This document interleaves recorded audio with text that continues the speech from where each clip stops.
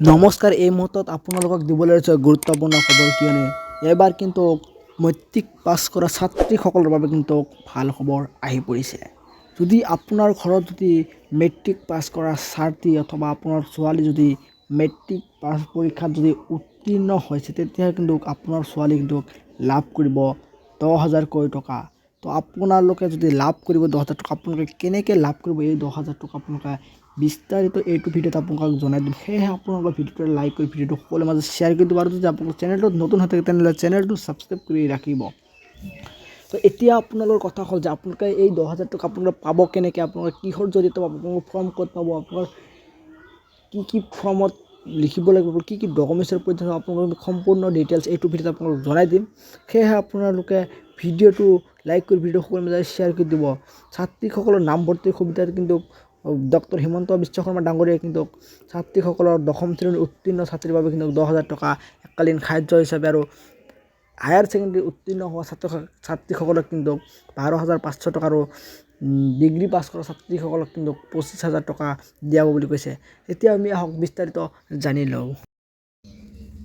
হয়, এইখনে হয় আপোনালোকৰ এই যিখন মুখ্যমন্ত্ৰী নিযুত মইনা আঁচনি। নিযুত মইনা আঁচনি আপোনালোকে কিন্তু ইয়াৰ এই ফৰ্মৰ জৰিয়তে কিন্তু আপোনালোকে লাভ কৰিব। যিসকলে 10ম শ্ৰেণী উত্তীৰ্ণ হৈছে সেইসকলে কিন্তু আপোনালোকে লাভ কৰিব 10,000 টকা, আৰু যিসকলে হায়াৰ ছেকেণ্ডেৰী উত্তীৰ্ণ হৈছে তেওঁলোকে কিন্তু লাভ কৰিব 12,500 টকা। ইয়াত কিন্তু লিখা হৈছে যে আপোনালোকে ইয়াত চাবলৈ পাৰিছে যে বিজেপিৰ নেতৃত্বত চৰকাৰে মহিলা সমাজৰ প্ৰগতিৰ হকে বিভিন্ন আঁচনি গ্ৰহণ কৰিছে। নাৰী শিক্ষাৰ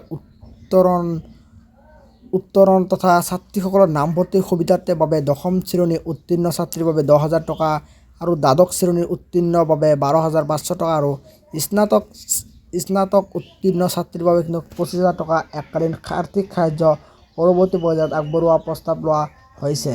আপোনালোকে এই আঁচনিৰ জৰিয়তে, অৰ্থাৎ মুখ্যমন্ত্ৰী নিযুত মইনা আঁচনিৰ জৰিয়তে কিন্তু আপোনালোকে এককালীন সাহায্য লাভ কৰিব আপুনি নামভৰ্তিৰ কাৰণে।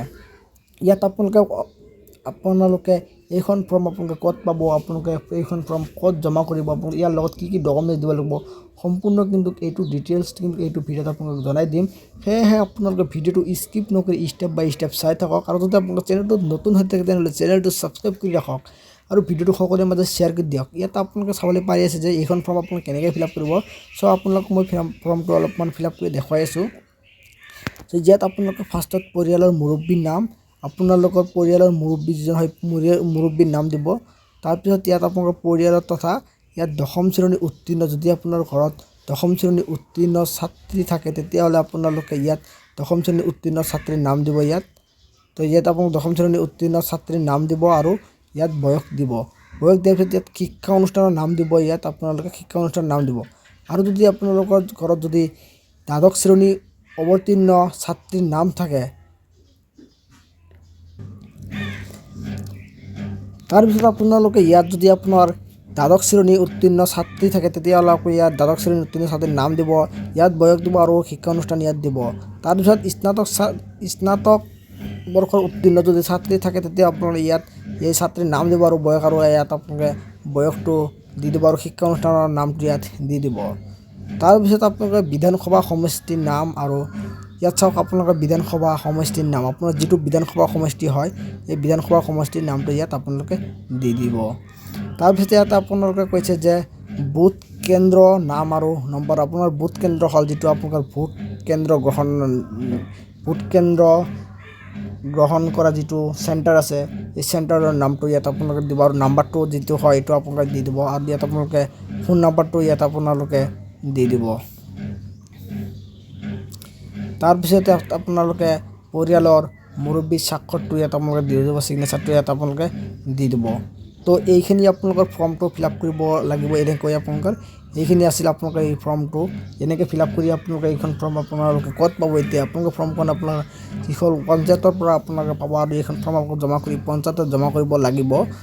তো আশা কৰোঁ আপোনালোকৰ ভিডিঅ'টো নিশ্চয় ভাল লাগিছে। যদি আপোনালোকৰ ভিডিঅ' ভাল লাগে তেনেহ'লে ভিডিঅ'টো লাইক কৰি ভিডিঅ'টো সকলোৰে মাজত শ্বেয়াৰ কৰি দিব, আৰু যদি আপোনালোকৰ চেনেলটো নতুন হৈ থাকে তেনেহ'লে চেনেলটো ছাবস্ক্ৰাইব কৰি ৰাখিব, কিয়নো এনেকুৱা ধৰণৰ ইনফৰ্মেটিভ ভিডিঅ'বিলাক সকলোৰে আগত চাবৰ কাৰণে এনেকৈ আপোনালোকে ভিডিঅ'টো লাইক কৰি ভিডিঅ'টো সকলোৰে মাজত শ্বেয়াৰ কৰি দিয়ক, যাতে সকলোৱে গম পায়। তো